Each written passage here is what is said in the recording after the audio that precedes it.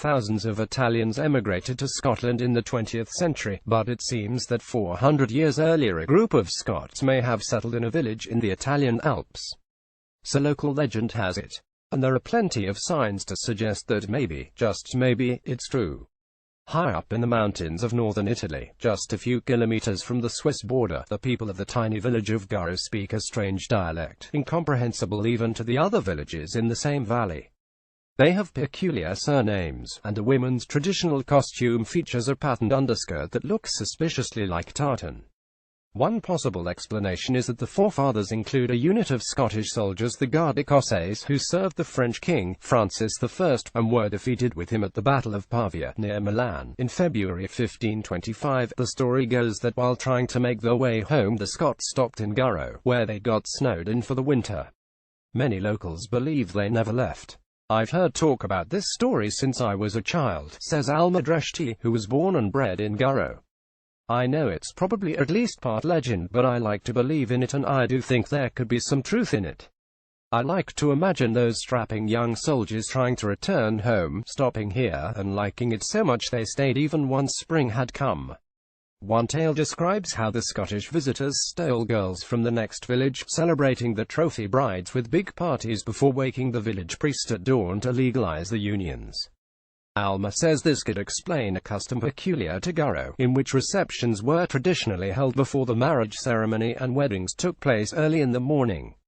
This tradition of having the wedding lunch 1 week before the actual marriage continued until the 1950s, she says.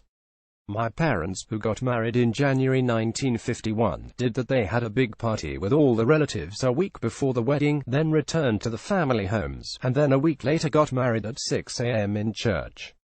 Now 95, Alma's mother could once be found on a sunny bench passing the time of day with other women, all wearing traditional dress, including the tartan underskirt.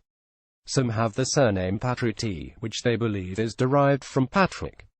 As we walk along the steep cobbled streets, Alma's youngest daughter, Sabrina, points out to me an unusual architectural feature. Some of the buildings have wooden supports under the windows positioned to form what looks like the St. Andrew's cross. And she says them consider Celtic-derived words in the dialect to be a sign of Scottish origins. Especially the way you say yes.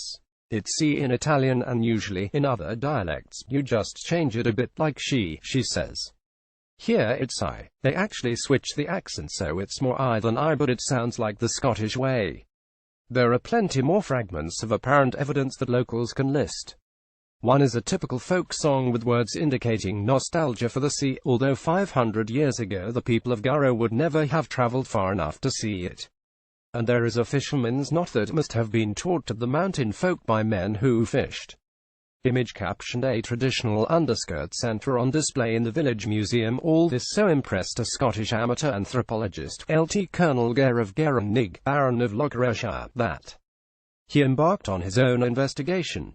His book, The Lost Clan, which bears little trace of the disturbing racial views he became notorious for, concluded that the people of Garo most likely could claim Scottish descent, and in 1973 he symbolically adopted them into his own clan. Silvano Dreshti, no relation of Alma's, it's a common name in Garo, recalls an unforgettable party that was thrown to celebrate.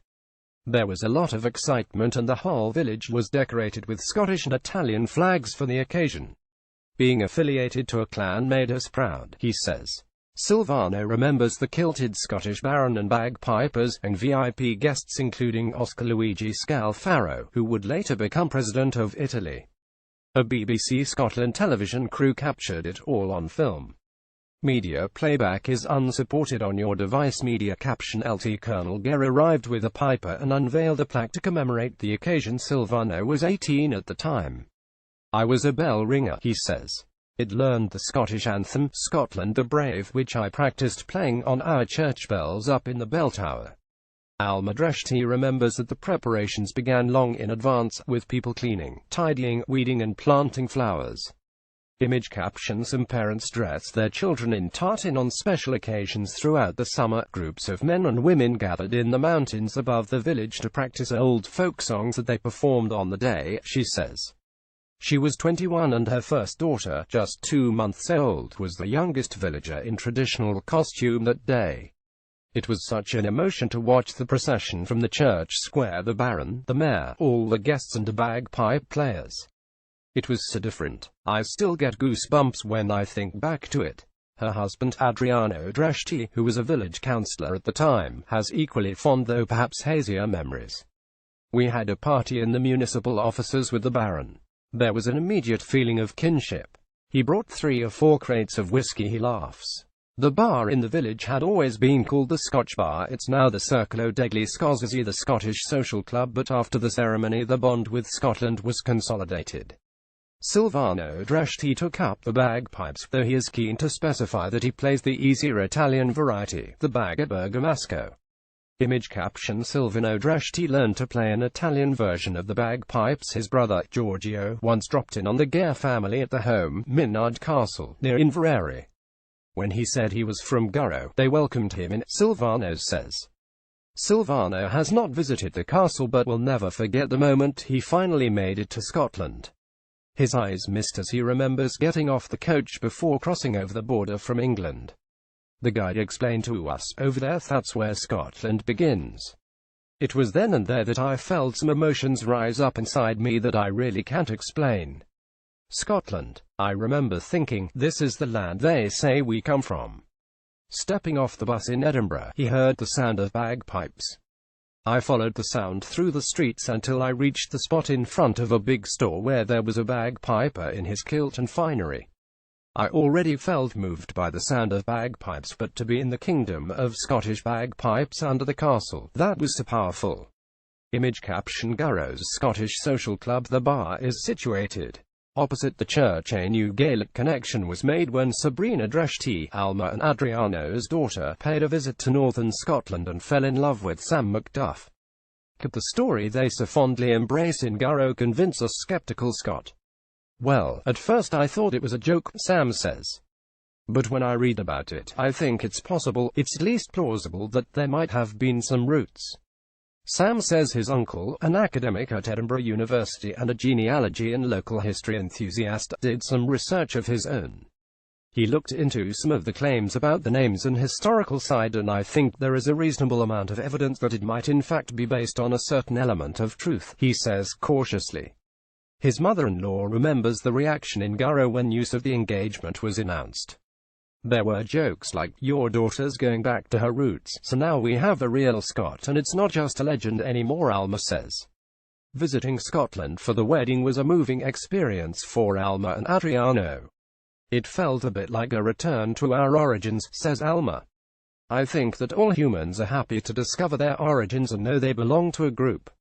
I felt at home there. I'd love to have confirmation that our story is true. Adriano says they looked for evidence, but to no avail. We went to the Baron's village. We even went to an old graveyard to see if we could find some names that resembled ours. We didn't find any that were similar, but the emotion of that day was nice anyway. Keen for her wedding to reflect what she regards as the shared Scottish heritage, Sabrina convinced Sam to wear a kilt. Yeah, for the first time in my life, says Sam. He did it mainly for me, laughs Sabrina, but also for this tradition. All pictures of Garo taken by Cartu Bernardisi, also the most Scottish town in Tuscany 2011. Join the conversation. Find us on Facebook, Instagram, Snapchat and Twitter.